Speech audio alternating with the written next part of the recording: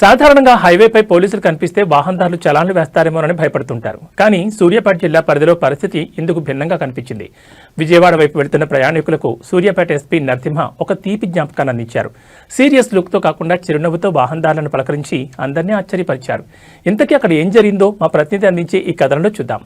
సూర్యాపేట జిల్లా మీదుగా వెళ్లే 65వ నెంబర్ జాతీయ రహదారి ఎప్పుడూ రద్దీగా ఉంటుంది. ముఖ్యంగా హైదరాబాద్ నుంచి విజయవాడ వైపు వెళ్లే ప్రయాణికులు అలసటకు గురవకుండా సురక్షితంగా వెళ్లాలన్న ఉద్దేశంతో ఎస్పీ నరసింహ రోడ్డుపైకి వచ్చారు. అయితే ఆయన చెకింగ్ కోసం రాలేదు, ప్రయాణికులకు శుభాకాంక్షలు చెప్పడానికి వచ్చారు.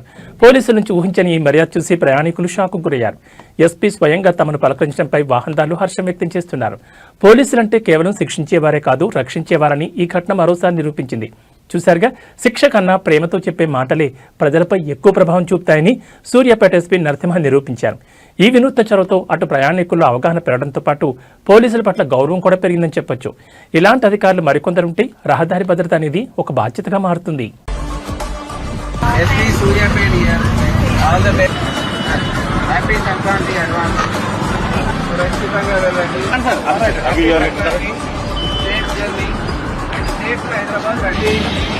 ఓకే, మళ్ళీ సేఫ్గా రావాలా.